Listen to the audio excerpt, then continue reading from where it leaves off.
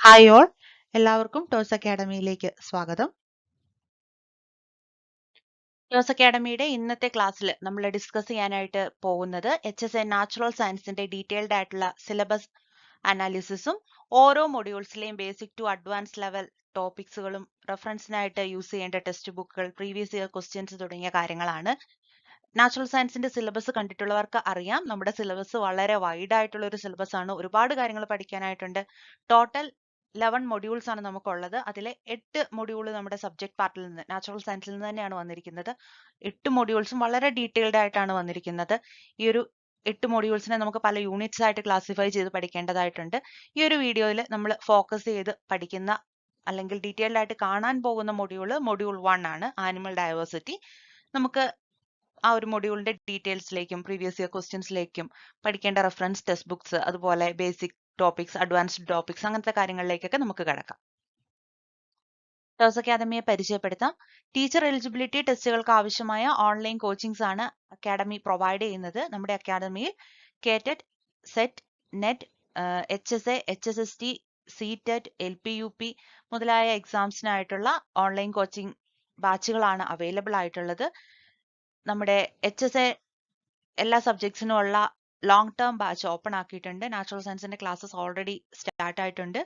കൂടുതൽ ഡീറ്റെയിൽസ് ഒക്കെ അക്കാഡമിയെ കുറിച്ച് അറിയാനും ബാച്ചുകളെ കുറിച്ചും കോച്ചിങ്സിനെ കുറിച്ചൊക്കെ ഡീറ്റെയിൽസ് അറിയാനായിട്ട് താഴെ കാണിച്ചിരിക്കുന്ന നമ്പറിൽ കോൺടാക്ട് ചെയ്യുക. നാച്ചുറൽ സയൻസിന്റെ ഫസ്റ്റ് മൊഡ്യൂൾ ആയിട്ടുള്ള ആനിമൽ കിങ്ഡത്തിനാണ് ഈ ഒരു വീഡിയോയിൽ ഫോക്കസ് കൊടുക്കുന്നത്. അതിനു മുന്നായിട്ട് വളരെ ഷോർട്ട് ആയിട്ട് നമ്മുടെ സിലബസ്, എൻ്റെ സിലബസിനെ നമുക്കൊന്ന് കാണാം. അറിയാവുന്നതുപോലെ 100ലാണ് നെഗറ്റീവ് മാർക്ക് ഉണ്ട്. മലയാളത്തിലാണ് നമ്മുടെ എക്സാം വരുന്നത്. ഇതൊക്കെ അറിയാവുന്ന കാര്യങ്ങളാണ്. Part A and part B ആയിട്ടാണ് നമ്മൾ സിലബസിനെ ഡിവൈഡ് ചെയ്തിരിക്കുന്നത്. ആദ്യത്തെ 20 ക്വസ്റ്റ്യൻസ് അത് ഇംഗ്ലീഷിലാണ് ചോദിക്കുന്നത്. ആദ്യത്തെ 20 ക്വസ്റ്റ്യൻസ് വരുന്നത് ജനറൽ പാർട്ടിൽ നിന്നാണ്. ജനറൽ പാർട്ടിൽ 3 മൊഡ്യൂൾസ് ആണുള്ളത്. First module renaissance and freedom movements, module 2 general knowledge and current affairs, module 3 methodology of teaching the subject ഇവിടെ നാച്ചുറൽ സയൻസ്. ദെൻ നമ്മുടെ പാർട്ടിലോട്ട് വരുന്നു. സബ്ജക്ട് പാർട്ടിൽ നിന്ന് 80 ക്വസ്റ്റ്യൻസ്, അപ്പോൾ മലയാളത്തിലാണ് ചോദിക്കുന്നത്. First module animal diversity, module 2 physiology, biochemistry and metabolism, developmental biology. Then അതിൽ നിന്ന് എക്സ്പെക്ട് ചെയ്യുന്ന ക്വസ്റ്റ്യൻസ് വരുന്നത് 8 to 12 ക്വസ്റ്റ്യൻസ് ആണ് മൊഡ്യൂൾ 2-ൽ നിന്ന് നമ്മൾ എക്സ്പെക്ട് ചെയ്യുന്നത്. ദെൻ മൊഡ്യൂൾ 1-ൽ നിന്ന് 5 to 8 ക്വസ്റ്റ്യൻസ്, നമ്മൾ ക്വസ്റ്റ്യൻ പേപ്പേഴ്സ് ഒക്കെ നോക്കിയതിന്റെ ബേസിൽ 5 to 8 ക്വസ്റ്റ്യൻസ് വരെയൊക്കെയാണ് ആനിമൽ ഡൈവേഴ്സിറ്റിയിൽ നിന്ന് വന്ന് കണ്ടിട്ടുള്ളത്. ദെൻ മൊഡ്യൂൾ 3 വളരെ പ്രധാനപ്പെട്ട ഒരു ചാപ്റ്റർ ആണ്. Cell and molecular biology, genetics, biotechnology, tissue culture, bio informatics, biostatistics, ഇത്രയും കാര്യങ്ങളൊക്കെ നമ്മൾ പഠിക്കേണ്ട ചാപ്റ്റർ ആണ്, മൊഡ്യൂൾ ആണ് മൊഡ്യൂൾ 3. ദെൻ മൊഡ്യൂൾ 4-ല് എക്കോളജി, എത്തോളജി, എവല്യൂഷൻ, ജിയോഗ്രഫി, ഇത്രയും ടോപ്പിക്സ് ആണ്. 4 to 6 മാർക്സ് വരുന്ന ഒരു മൊഡ്യൂൾ ആണത്. ദെൻ മൊഡ്യൂൾ 5-ല് microbiology, mycology, lichenology, plant pathology, biology, pteridology, gymnosperms, palaeo botany, ഇതെല്ലാം degree level, PG level topics ആണ്. ഇവയൊക്കെ വരുന്നത് മൊഡ്യൂൾ 5-ല് നമ്മൾ 10 to 12 ക്വസ്റ്റ്യൻസ് ആണ് നമ്മൾ എക്സ്പെക്ട് ചെയ്യുന്നത്. ദെൻ മൊഡ്യൂൾ 6-ലോട്ട് വരുമ്പോൾ morphology, systematics, economic botany, anatomy, nodal anatomy, embryology, crop improvement, ഇത്രയും കാര്യങ്ങളൊക്കെയാണ് വരുന്നത്. 8 to 10 മാർക്സ് എക്സ്പെക്ട് ചെയ്യുന്നു.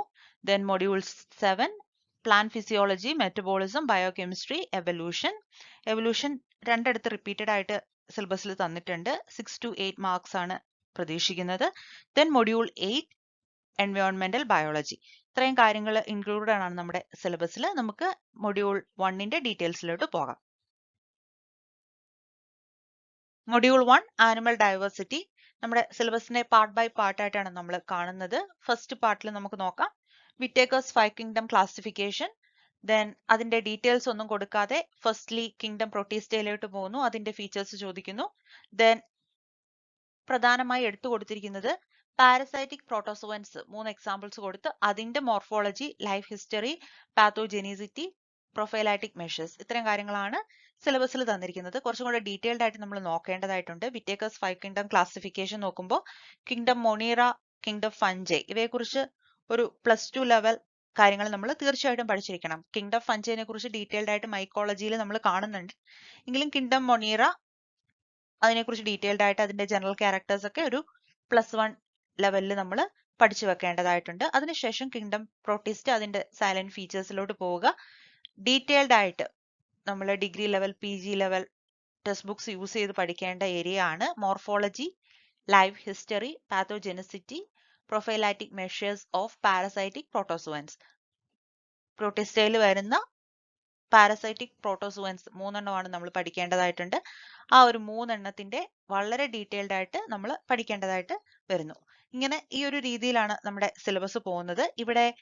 ഇവയെല്ലാം ബേസിക് ടോപ്പിക്സ്. ആദ്യത്തെ ഇത്രയും കാര്യങ്ങൾ ഒരു ബേസിക് ലെവലിൽ പഠിക്കുക. അതിനുശേഷമുള്ള കാര്യങ്ങൾ നമ്മൾ റെഡ് കളറിൽ കൊടുത്തിരിക്കുന്നത് ഹയർ ലെവൽ ടെക്സ്റ്റ് ബുക്സ് തന്നെ യൂസ് ചെയ്തിട്ട് പഠിക്കുക. നമ്മൾ ജസ്റ്റ് തുടങ്ങി വെച്ച വിറ്റേക്കേഴ്സ് 5 കിങ്ഡം ക്ലാസിഫിക്കേഷൻ എന്ന ടോപ്പിക്കിൽ നിന്ന് തന്നെ ക്വസ്റ്റ്യൻ വന്നിട്ടുണ്ട്. നമുക്ക് അത്തരത്തിലൊരു ക്വസ്റ്റ്യൻ കാണാം. 2016 ചോദിച്ച ഒരു ക്വസ്റ്റ്യൻ ആണ്. ജീവജാലങ്ങളെ 5 കിങ്ഡങ്ങളായി തരംതിരിച്ച ശാസ്ത്രജ്ഞൻ. Options: Carl Linnaeus, R.H. Whittaker, T.H. Morgan, Mendel. R.H. Whittaker. 5 kingdom classification by R.H. Whittaker. ഇതാണ് റൈറ്റ് ആൻസർ. അടുത്തതായിട്ട് നമ്മുടെ സിലബസ് നമുക്ക് കിങ്ഡം അനിമാലിയാണ് കാണാൻ കഴിയുന്നത്. കിങ്ഡം അനിമാലിയുടെ ക്ലാസിഫിക്കേഷൻ ക്രൈറ്റീരിയ ഏതൊക്കെയാണെന്നാണ് സ്റ്റാർട്ടിങ് പറഞ്ഞിരിക്കുന്നത്. ലെവൽസ് ഓഫ് ഓർഗനൈസേഷൻ, ജീവികളിലെ ഘടനാ തലങ്ങൾ ഏതൊക്കെയാണ്? Cellular, tissue, organ. കൂടാതെ സീലത്തിന്റെ സ്ട്രക്ചറും സിമെട്രിയും വെച്ചുള്ള ഈ 3 കാര്യങ്ങളാണ് level of organisation, coelom, structure, symmetry. ഈ 3 ക്രൈറ്റീരിയ, ക്ലാസിഫിക്കേഷൻ ക്രൈറ്റീരിയയെ കുറിച്ച് നമുക്ക് ആദ്യം പഠിക്കാനുള്ളത്. അത് നമ്മുടെ NCERT ബുക്ക് +1 ബയോളജിയിലെ 4ാമത്തെ ചാപ്റ്ററായി ജന്തുലോകത്തിൽ നമ്മൾ കാണുന്നതാണ്. കൂടാതെ തുടർന്ന് വരികയാണെങ്കിൽ നോൺ കോഡേറ്റ ഫൈലം, നോൺ കോഡേറ്റയിൽ വരുന്ന ഫൈലങ്ങൾ, കുറച്ച് ഫൈലങ്ങൾ നമുക്ക് പഠിക്കാൻ തന്നിട്ടുണ്ട്. ഏതൊക്കെയാണ്? സീലൻഡ്രേറ്റ, പാറ്റിഹെലമന്തസ്, നെമാറ്റോഡ, അനലിഡ, ആർത്രോപോഡ, ഒനൈക്കോഫോർ, മൊളുസ്ക, എക്കിനോഡെർമാറ്റ ഒക്കെ നമുക്ക് തന്നിരിക്കുന്ന ഫൈലങ്ങളാണ്. ആ ഫൈലങ്ങളുടെ ജനറൽ ക്യാരക്ടേഴ്സും അവയിൽ തന്നിട്ടുള്ള കുറച്ച് ക്ലാസ്സസ് ഉണ്ട് ഓരോ ഫൈലത്തിനും. ഇവിടെ നമുക്ക് കാണാൻ പറ്റും. സീലൻഡ്രേറ്റയിൽ ഹൈഡ്രോസോവ, സ്കൈപ്പോസ്കോവ, ആന്ത്രോസോവ പോലുള്ള ക്ലാസ്സസ് തന്നിട്ടുണ്ട് വിത്ത് എക്സാമ്പിൾ. കൂടാതെ സീലൻഡ്രേറ്റ നമുക്ക് പോളിമോർഫിസം ഇൻ സീലൻഡ്രേറ്റ അതും പഠിക്കാനുണ്ട്. ഇതൊക്കെ ഒരു ഹയർ ലെവലാണ്. ഈ ക്ലാസ്സസിനെ കുറിച്ചൊക്കെ പഠിക്കുന്നത് ഹയർ ലെവലാണ്. നമുക്ക് ജനറൽ ക്യാരക്ടേഴ്സ് മാത്രമേ നമ്മൾ ഓരോ ഫൈലത്തിന്റെ ബേസിക് ആയിട്ടുള്ള ജനറൽ ക്യാരക്ടേഴ്സ് മാത്രമേ നമ്മൾ സ്കൂൾ ലെവലിൽ പഠിച്ചിട്ടുള്ളൂ. ബാക്കി കാര്യം നമ്മൾ ഡിഗ്രി PG ലെവലിലാണ് പഠിച്ചിട്ടുള്ളത്. അപ്പോൾ ഇതിന്റെ ആവശ്യകത നമ്മൾ എക്സാമ്പിൾ വെച്ച് പഠിക്കണം. കാരണം ഒബീലിയ, ഓറിലിയ, ഇനി നമുക്ക് അപ്പോൾ എക്സാമ്പിൾ വെച്ചാലും ക്വസ്റ്റ്യൻ വരിക. ആ തരുന്ന എക്സാമ്പിളിൽ ഏത് ക്ലാസ്സിലാണ് വരുന്നത്, ഏത് ഫൈലത്തിലാണ് വരുന്നത് എന്ന് നമുക്ക് മനസ്സിലാക്കാൻ കഴിയണം. എന്നെങ്കിൽ മാത്രമേ നമുക്ക് അതിന് ആൻസർ ചെയ്യാൻ പറ്റത്തുള്ളൂ. ക്ലിയർ ആയോ?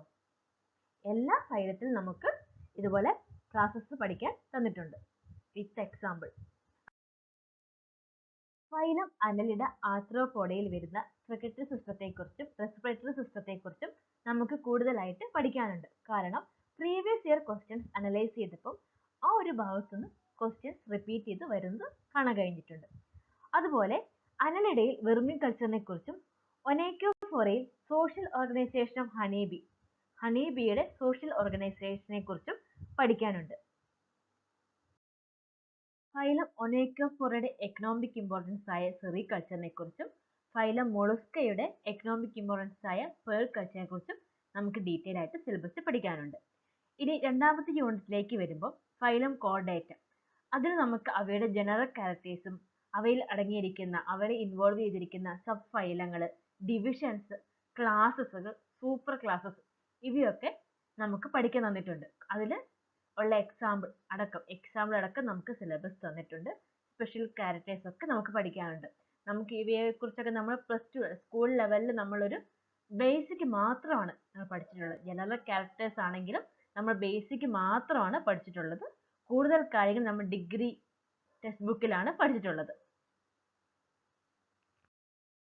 അതുപോലെ തന്നെ identification of venomous and non venomous snakes, migration of birds, dentition in mammals, ഇതൊക്കെ രണ്ടാമത്തെ യൂണിറ്റ് ആയ ഫൈലം കോർഡേറ്റയിൽ നമുക്ക് പഠിക്കാൻ തന്നിട്ടുള്ള ഭാഗങ്ങളാണ്. മൊഡ്യൂൾ 1ന്റെ ഭാഗത്ത് നിന്ന് വന്നിട്ടുള്ള കുറച്ച് പ്രീവിയസ് ഇയർ ക്വസ്റ്റ്യൻസ് ആണ് നമ്മൾ ഇവിടെ ഡിസ്കസ് ചെയ്യാൻ പോകുന്നത്. ഒന്നാമത്തെ ക്വസ്റ്റ്യൻ, ജലസസ്തനികളിൽ കാണുന്ന അനുകൂലനമല്ലാത്തത് ഏത്? ഓപ്ഷൻ എ മത്സ്യത്തിന്റെ ആകൃതി, ഓപ്ഷൻ ബി ഭാരം കുറഞ്ഞ എല്ലുകൾ, ഓപ്ഷൻ സി ചുരുങ്ങിയ ഉമിനീർ ഗ്രന്ഥികൾ, ഓപ്ഷൻ ഡി ജലത്തിൽ ലയിച്ച ഓക്സിജൻ സ്വീകരിക്കുവാനുള്ള കഴിവ്. മത്സ്യത്തിന്റെ ആകൃതി വളരെ അനുകൂലമായ ഒരു സാലൈൻ ഫീച്ചർ ആണ് ജലത്തിൽ ജീവിക്കുന്ന ജീവികൾക്ക്. അതുപോലെ ഭാരം കുറഞ്ഞ എല്ലുകളും ജലത്തിൽ ലയിച്ച ഓക്സിജൻ സ്വീകരിക്കുവാനുള്ള കഴിവും അനുകൂലമായ ക്യാരക്ടേഴ്സുകളാണ്. പക്ഷേ ചുരുങ്ങിയ ഉമിനീർ ഗ്രന്ഥികൾ ഓപ്ഷൻ സി ആണ് ഇവിടെ ശരിയായ ആൻസർ. അനുകൂലമല്ലാത്ത ക്യാരക്ടർ ഏതാണ്? ചുരുങ്ങിയ ഉമിനീർ ഗ്രന്ഥികളാണ്. ഇതാണ് നമ്മൾ പറയാൻ കാരണം. എല്ലാ ക്ലാസ് അല്ലെങ്കിൽ ഓർഡർ തന്നിരിക്കുന്ന എല്ലാത്തിന്റെയും സാലിയൻ ഫീച്ചേഴ്സ്, ജനറൽ ക്യാരക്ടേഴ്സ് നമുക്ക് നന്നായിട്ട് അറിഞ്ഞിരിക്കണം. അടുത്ത ക്വസ്റ്റ്യൻ, പാറ്റയുടെ ശ്വസന അവയവമായ ട്രക്കിയുടെ പുറത്തേക്ക് തുറക്കുന്ന സുഷിരങ്ങളാണ്. ഇതാണ് ഞാൻ നേരത്തെ പറഞ്ഞ ആർത്രോപോഡയുടെ ഒക്കെ റെസ്പിറേറ്ററി സിസ്റ്റവും നമുക്ക് സെക്രട്ടറി സിസ്റ്റം ഒക്കെ ഡീറ്റെയിൽ ആയിട്ട് പഠിക്കണം. ക്വസ്റ്റ്യൻ റിപ്പീറ്റ് ചെയ്ത് നമ്മൾ വന്ന് കണ്ടിട്ടുണ്ട്. ഇവിടെ ചോദിച്ചത് എന്താണ്? പാറ്റയുടെ ശ്വസനാവയവമായ ട്രക്കിയുടെ പുറത്തേക്ക് തുറക്കുന്ന സുഷിരങ്ങളെ പറയുന്ന പേരെന്താണെന്നാണ്. ഓപ്ഷൻ എ ട്രക്കീഡുകൾ, ഓപ്ഷൻ ബി പോറുകൾ, ഓപ്ഷൻ സി സ്പൈറക്കുകൾ, ഓപ്ഷൻ ഡി ന്യൂമാറ്റോഫോറുകൾ. ആൻസർ ഓപ്ഷൻ സി സ്പൈറക്കുകളാണ്. അടുത്ത ക്വസ്റ്റ്യൻ, നെമറ്റോബ്ലാസ്റ്റുകൾ കാണപ്പെടുന്നത്. നെമറ്റോബ്ലാസ്റ്റുകൾ എന്ന് പറഞ്ഞ സ്പെഷ്യൽ സ്ട്രക്ചറുകൾ ഏത് ജീവികളിലാണ് കാണുന്നത്? ഓപ്ഷൻ എ പരന്ന വിരകളിൽ, ഓപ്ഷൻ ബി മണ്ണിരകളിൽ, ഓപ്ഷൻ സി എക്കിനോഡെർമകളിൽ, ഓപ്ഷൻ ഡി നിഡേറിയകളിൽ. ഓപ്ഷൻ ഡി നിഡേറിയകളിൽ കാണുന്ന സ്പെഷ്യൽ സ്ട്രക്ചറുകളാണ് നെമറ്റോബ്ലാസ്റ്റുകൾ. അടുത്ത ക്വസ്റ്റ്യൻ, പ്ലനേറിയ ഉൾപ്പെടുന്ന ക്ലാസ് ഏത്? ഏത് ക്ലാസ്സിലാണ് പ്ലനേറിയ ഉൾപ്പെടുന്നത്? Option A trematoda, option B turbellaria, option C സൈറ്റോസ്റ്റോഡ, ദെൻ ഓപ്ഷൻ ഡി ഇവയൊന്നുമല്ല. പ്ലനേറിയ ഏത് ക്ലാസ്സിലാണ്? ടെർബുലേറിയയിലാണ് പ്ലനേറിയ ഉൾപ്പെടുന്നത്. ഇത് നമുക്ക് മനസ്സിലാക്കാൻ കഴിയുന്ന എന്താണ്? ഓരോ ക്ലാസ്സിന്റെയും എക്സാമ്പിൾ കൃത്യമായി നമ്മൾ പഠിച്ചിരിക്കണം അല്ലേ? വളരെ സിമ്പിൾ ക്വസ്റ്റ്യൻ ആണ്. പക്ഷെ നമുക്കത് ഓർമ്മയില്ലെങ്കിൽ നമുക്ക് അവിടെ ഒരു മാർക്ക് നഷ്ടപ്പെടുകയാണ് ചെയ്യുന്നത്. അല്ലെങ്കിൽ നമ്മൾ പഠിച്ച കാര്യം മാറിപ്പോയിട്ടുണ്ടെങ്കിൽ നമുക്ക് അവിടെ നെഗറ്റീവ് മാർക്കും ലഭിക്കുന്നു. സിലബസിലെ മൊഡ്യൂൾ 1 അനലൈസ് ചെയ്ത് കഴിയുമ്പോൾ നമുക്ക് മനസ്സിലാക്കാൻ കഴിയുന്നത് ഒരു ടോപ്പിക്കിന്റെ ബേസിക് മുതൽ സ്കൂൾ ലെവൽ മുതൽ ഡിഗ്രി PG വരെ നമുക്ക് പഠിക്കാനുണ്ട്. അതുകൊണ്ട് തന്നെ ഗൈഡ് പോലുള്ള ഒരു ബുക്ക് പഠിച്ച് നമുക്ക് ഈ എക്സാം ഉയർന്ന റാങ്കോടെ പാസ്സാകാൻ പറ്റില്ല. അതിന് വേണ്ടത് ഒരു പ്രോപ്പറായ ഗൈഡൻസ് ആണ്.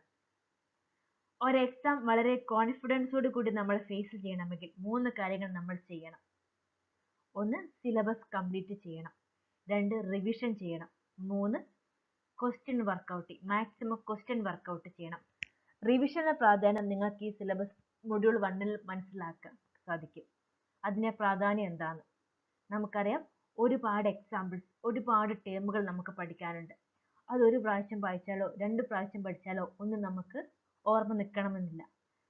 അത് ഇടയ്ക്കിടയ്ക്ക് റിവിഷൻ ചെയ്യണം. എന്നാൽ മാത്രമേ നമുക്കത് ഓർമ്മയിൽ ഉണ്ടാവുകയുള്ളൂ. ഈ ഒരു വലിയ സിലബസ് നമുക്ക് കംപ്ലീറ്റ് ചെയ്യേണ്ടത് കൊണ്ടും അതിനുശേഷം നമുക്കത് വളരെ നന്നായിട്ട് റിവിഷൻ ചെയ്യേണ്ടത് കൊണ്ടും നമ്മൾ ടോസ് അക്കാഡമിയിൽ HSCയുടെ ലോങ് ടൈം ബാച്ച് കോച്ചിങ് ആരംഭിച്ചിരിക്കുകയാണ്. താല്പര്യമുള്ളവർക്ക് സ്ക്രീനിൽ കാണുന്ന നമ്പറിൽ കോൺടാക്ട് ചെയ്യാവുന്നതാണ്. Thank U.